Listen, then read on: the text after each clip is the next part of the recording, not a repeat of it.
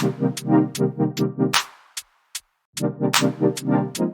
going on, everybody, and welcome to the other side of the Firewall podcast. Where we talk about the latest and greatest of cybersecurity news, as well as we highlight those movers and shakers and glass ceiling breakers, those people of color who've made it to the other side of the proverbial firewall. My name is Ryan Williams. As always, I'm joined by Shannon What's up? What's up? and LeVon Maynard. And welcome to the show.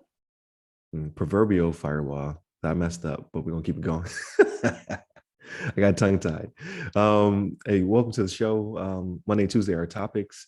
Wednesdays our discussion, which is this episode, and then Fridays we talk about everything aside from cyber, so movies, books, games, all that good stuff. So non-cyber related stuff. But thank you for tuning in. Definitely like, share, subscribe, all that good stuff. I keep forgetting to mention the other episodes. So if this is your first time listening, or if you're a long time listener, either way, share with your friends. We greatly appreciate it. Please leave us comments. I do read them. I'm trying to keep up and talk about them on the show. Kind of like make it sync up in a timely manner. Sometimes I don't. Sometimes I don't get there, but I definitely respond to all of them in wherever they've been posted. So YouTube or what have you. But let's get into this article. Comes from VentureBeat. It's titled "Report: 90% of orgs believe cybersecurity risk isn't being addressed." So this topic comes up time over time, right? But usually a lot of these reports are over in the UK. So I liked how this one was more close to home, had more relevant data to the states. So it says, according to Foundry's 2022 security priority study, an overwhelming majority, 90% of security leaders believe their organization is falling short in addressing cybersecurity risk.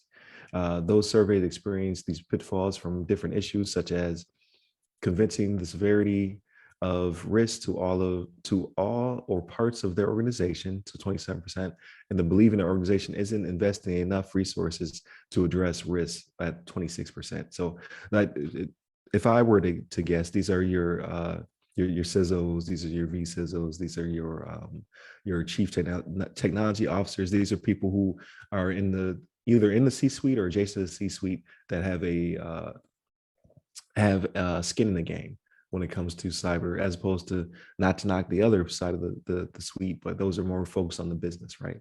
They want to make money, they want to save money, they want to bring value to their shareholders, and they may not understand all of what it takes to be secure in the cyber landscape. So it says budgets continue playing a factor in a company's cybersecurity efforts as well. For small businesses, the security budget has jumped to 16 million from 11 million last year and 5.5 million in 2020. So it's getting pretty expensive, right? But again, how much is your security worth? This is not something that you can save money now and then come out on top in the future. Like, if you do not invest the proper amount of money to begin with, or to continue to invest money into your company's cybersecurity teams and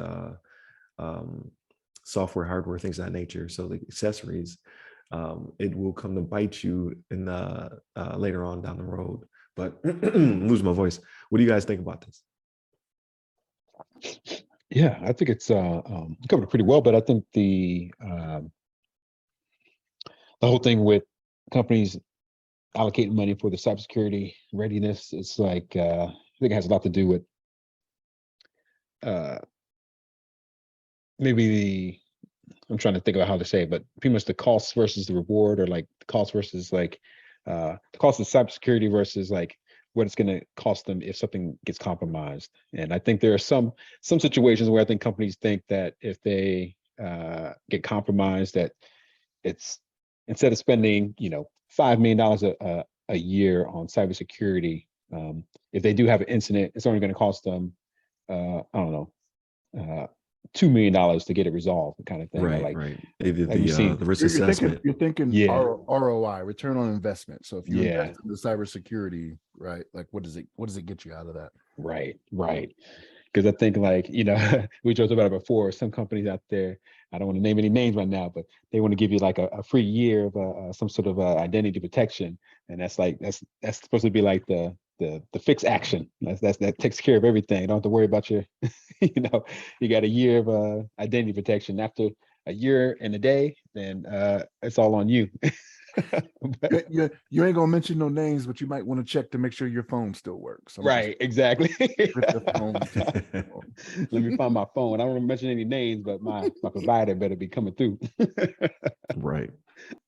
But yeah, so I think that, it has something to do, it has something partly to do with some of the, I don't know, some of the budgeting concerns I can think with some companies, but at the same time, like we've been talking about for a while now, I think it kind of gets thrown by the wayside. It doesn't become a big deal until they get compromised, and then all of a sudden it's all hands on deck. Everybody's got to get on top of whatever incident they're trying to handle, and got to save face and get in, send out some news bulletins and make sure everybody feels comfortable that they're going to be taking care of it, and make sure everybody's got their year of identity protection and all this kind of stuff, and advocating that it's never going to happen again.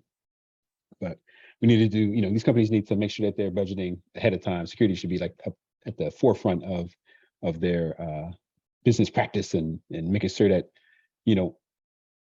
this kind of helps build trust with the customers too. If they know that your company is taking the best foot forward, to try to make sure that they maintain their a solid security state.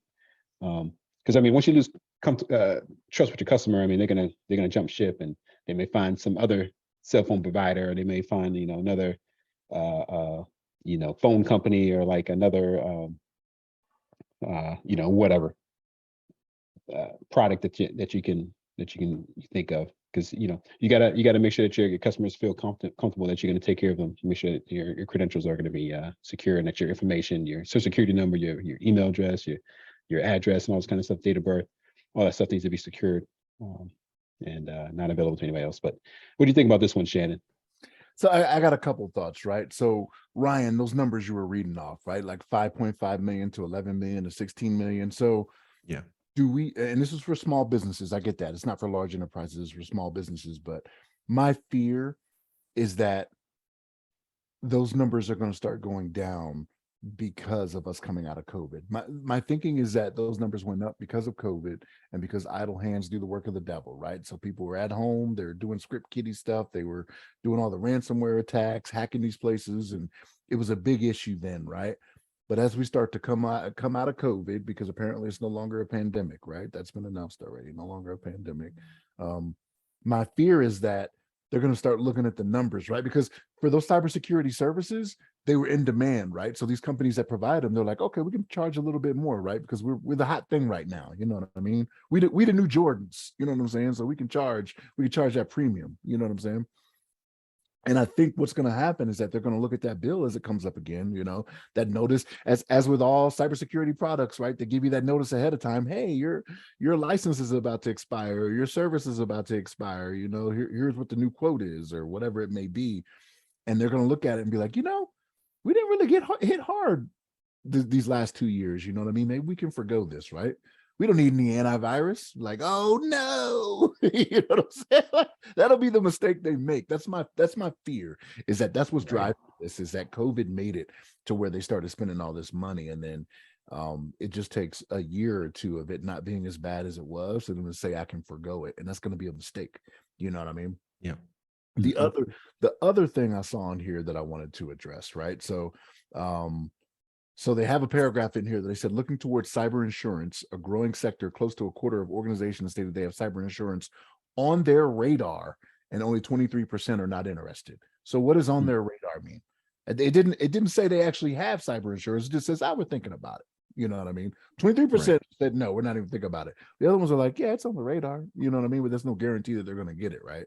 So even knowing the climate of today, right, that we are coming out of, this still isn't sparking these companies to say, yeah, we should probably look into this so that we don't take those hits, right? Like we were mentioning earlier, the return on investment, like to them, they're like, it's not worth it. Like, I don't want to spend, like for an enterprise, right? They're like, I don't want to spend $150,000 a year on this, right? I could spend that in advertising. I could spend it on pay bumps for the C-suite or whatever it may be, right?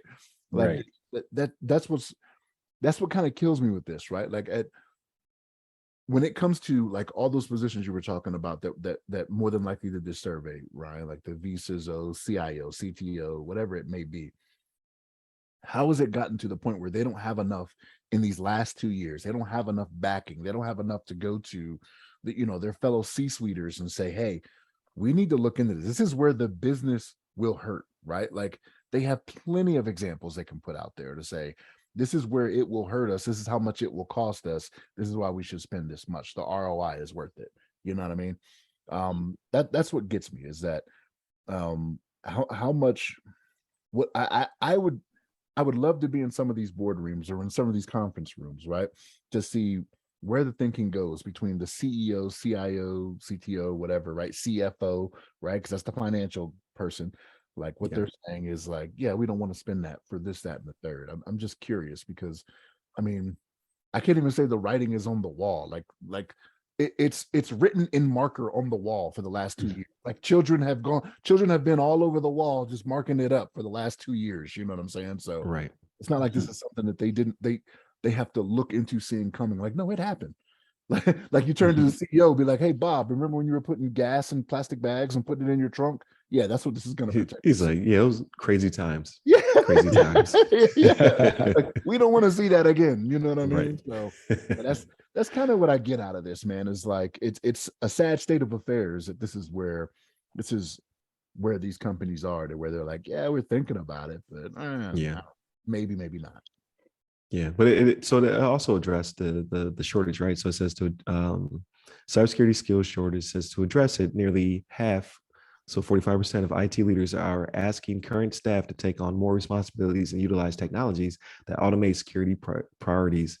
42% are outsourcing security functions, while 36% are increasing compensation and improving benefits. So those numbers are kind of all over the place, right? So like some of it's like, yeah, we don't have staff and we're going to outsource to someone else to take care of it for us. We're going to ask our current staff to do more than they've been doing before. But then there was the 36% are increasing compensation and improving benefits. So they are trying to find people and pull them in to do what's necessary. So it's kind of a mixed signal there. But some are doing the right thing. So let me ask you this: does 36% not seem low though? Like when I hear 36%, I'm like, everything we do involves technology, right? Like every single thing you do, right? Like previous story, right? When it comes to emergency services, when it comes to real estate, it should be a staple in what you do, right? Like it should be a staple in what needs to be protected in these companies, right? Yeah. Just imagine, like an easy thing you can say to them is be like, just imagine for a second you didn't have your cell phone, right, to conduct business from or whatever. I was going to say BlackBerry. Right. I shouldn't say BlackBerry. Right. Oh yeah. But They would say preposterous. yeah, exactly. But that's kind of what it is, right? Like as much as we rely on technology nowadays, like that's what they need to be thinking about is just give them that option, right? It's like Matthew McConaughey and what's the movie with Sam Jackson where he's on trial, where he tells the story and then he tells them to imagine that they're white. Oh. You know what I'm talking about, but like just hit them with that, Yeah. right? Now just imagine your cell phone, your Apple doesn't work anymore and you can't conduct any business. They're like, oh, they'll clutch their pearls. They'll clutch their pearls. Oh, Right. You know what I mean? Like everybody uses their phone for business nowadays. It's just the way of the world. So Yeah. I don't know. That percentage seems very low for me when technology is all around us and it's used all the time. Yeah, for everything, right? For We'll see. We'll see. But so we'll see what the next survey says. So this is actually a 2022 this was this year's survey. 2022. Because we're getting to the end of it, right? Perhaps 23s will be more advantageous to cyber, but like the past couple of weeks, like you know how many articles I saw about cyber teams getting fired? I was like, is it the same team? Or like different people reporting on it, or like are they just letting their guys go and outsourcing? So it's like you may be correct. Like maybe now that we're coming out of the pandemic, the cyber is going back to the back burner. But we just had a colonial pipeline. Like just happened. Like that was this summer. So we'll see what comes of it. We'll see what happens next year. Like we're going to the holidays. Last holidays, everything was locked down. That was some of the worst times when it came to ransomware attacks. You had water treatment plants getting attacked on top of it, right, in Florida. So we'll see what comes of it. We'll see what next year holds after the new year, right? We'll start to see if things are starting to change and more money is being invested, because the government's starting to sway that way. So maybe the rest of the industry will follow. But with that being said, because I didn't start the timer and I think we're a little bit over. Definitely hit up all of our websites that go by our name. You can hit me up personally. I'm at RyRy Security Guy. That's RYRY Security Guy. I'm on LinkedIn, Clubhouse, and Twitter. And you, LeVon? Yes, sir. You can hit me up on the Twitters at LeVon Maynard. There it is. Stay safe, stay secure. Take care.